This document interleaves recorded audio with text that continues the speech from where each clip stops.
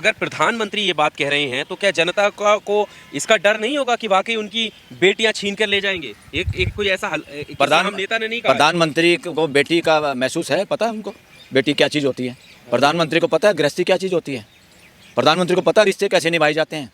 नहीं, सबसे ज़्यादा खतरा इसी टाइप के पॉलिटिशियन से हैं। ये प्रेजेंट तो खराब करेंगे, फ्यूचर की पीढ़ियों को भी जीने लायक नहीं छोड़ेंगे, इतनी दुश्मनी बढ़वा देंगे लोगों के बीच में। ये 10 साल में अभी भी खतरा है तो क्या कर रहे हो? आपको तो वैसे इस्तीफा दे देना चाहिए, देश की जनता को इस्तीफा मांगना चाहिए ऐसे आदमियों से। इस तरह का प्रधानमंत्री है जो इस तरह के बयान दे सकता है, इतना नीचे सतर पे जाके मानसिकता से बातें कह सकता है। ये उस मानसिकता के लोग हैं जो डर और लालच से देश के लोगों की सबसे बड़ी संपत्ति वोट को लेना चाहते हैं, चोरी करना चाहते हैं, उसके साथ ठगी करना चाहते हैं। देश के लोगों को सावधान होने की जरूरत है। और रिलीजन के नाम पर, जातियों के नाम पे भाषणबाजी करके इस देश को और तोड़ने की कोशिश है और लोग इस ठगी का शिकार हो रहे हैं। कहीं एक बनाम अन्य करके, कहीं एक जाति करके अन्य जाति करके, जब ये सारा नहीं चलता, जहाँ ये चलता वहाँ चलाते हैं, जहाँ ये नहीं चलता वहाँ पे हिंदू मुसलमान चलाते हैं देश में। लोकसभा चुनाव जब देश में चल रहे थे तो प्रधानमंत्री नरेंद्र मोदी का एक बयान काफ़ी सुर्खियों में रहा था, जब उन्होंने कहा था कि मंगलसूत्र तक नहीं छोड़ेंगे, घुसपैठिए जो है जिनकी जनसंख्या ज़्यादा है वो आपके प्रॉपर्टी को हथिया लेंगे, इस तरीके का बयान था। अब ऐसा ही बयान जो है झारखंड में उन्होंने दिया है कि रोटी, बेटी और माटी ये घुसपैठिए आपकी छीन लेंगे। ये तो बयान उसी तरह से है, ये देश की जनता को अपना मदारी का बंदर समझ रहे हैं कि मैं जैसे डुगडुगी बजाऊंगा, हम जैसे डुगडुगी बजाएंगे। ये देश की जनता ये बंदर है, ये बंदरों की तरह ऐसे ही नाचेंगे। इसी तरह से हमारे कहने से डर के मारे, लालच में हमें वोट दे देंगे और हम सत्ता में बैठ जाएंगे। फिर इनको हम जूते मारेंगे जैसे मर्जी, फिर हम इनको इकट्ठे नहीं होने देंगे, जंतर मंतर पर धरने अपनी बात भी नहीं कहने देंगे, लोगों को इकट्ठा भी नहीं होने देंगे। लोग अपनी बात रखना चाहेंगे, उनको पकड़ा जाएगा। इवन जो आपका लद्दाख का भी जो आदमी था, क्या सोनम वांगचुक जैसा आदमी, उसको भी इन्होंने कैद रखा है यहाँ पे। तो देश के लोगों की ऐसी की तैसी कर दी है। राजशाही और तानाशाही मानसिकता के लोग हैं। देश के लोगों को अभी भी जागना होगा। क्या आज के वक्त में भी हम ये माने कि देश की जनता को खतरा है घुसपैठियों से, जैसे प्रधानमंत्री डरा रहे हैं, बता रहे हैं?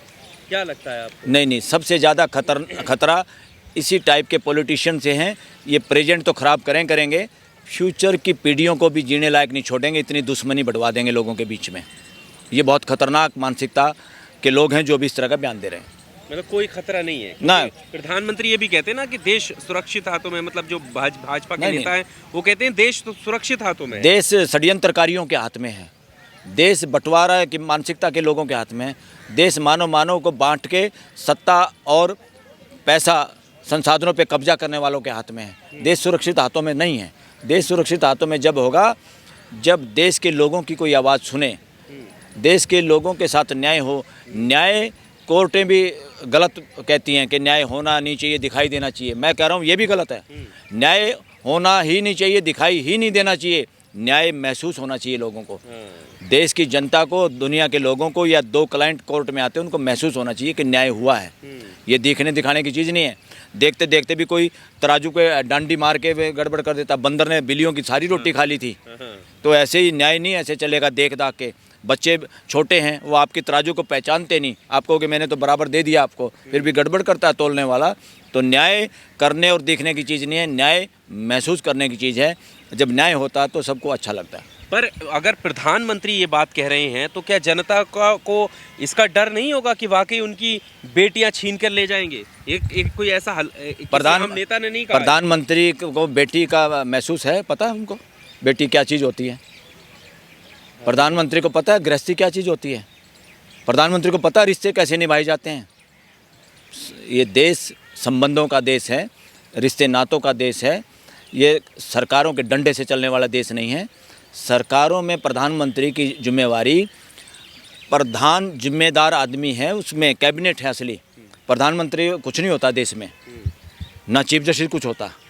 ये लोग एक संस्था के मुखिया के तौर पे इनको चिन्हित किया जाता है, मगर सारी बातें सुन के और सामूहिक फैसले लिए जाते हैं। लोकतंत्र उसी का नाम है। तो प्रधानमंत्री इस तरह का जो बयान दे रहा है, इससे तो बेड़ा गर्क देश के संविधान का भी होता है और हमारी इज्जत का भी होता है दुनिया में।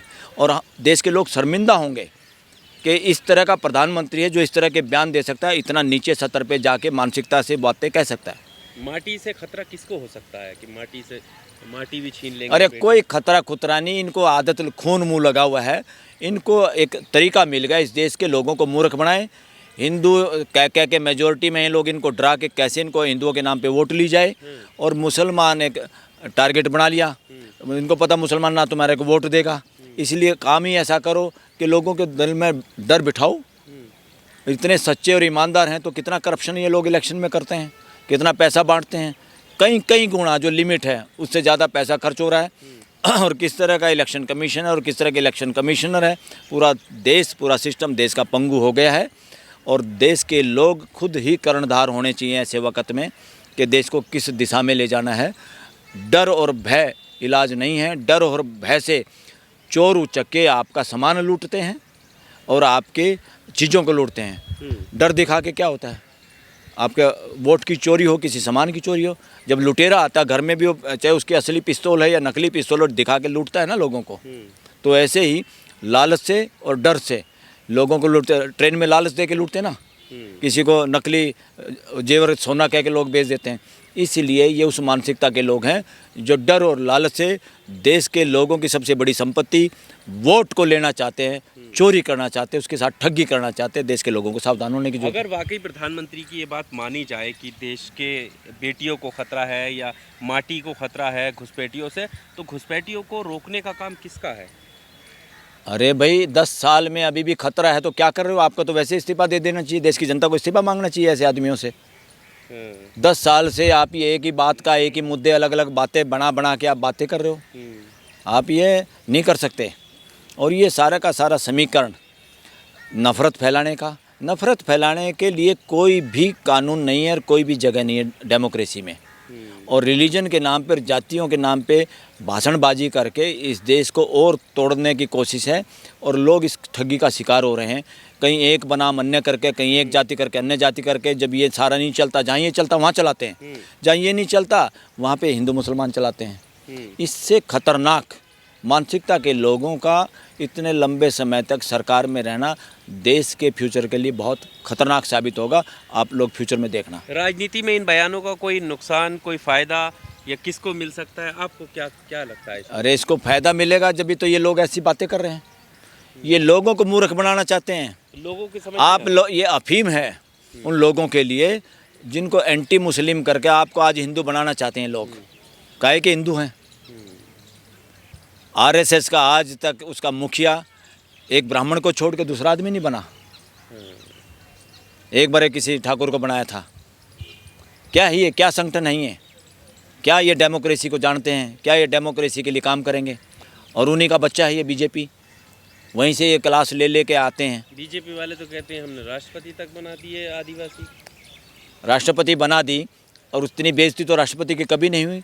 पार्लियामेंट राष्ट्रपति के अंडर में आता है, उसका उद्घाटन तो दूर, उसमें शामिल भी नहीं होने दिया उसको। इतना अपमान, कंटेम्प्ट राष्ट्रपति के पद की कभी नहीं हुई देश के अंदर।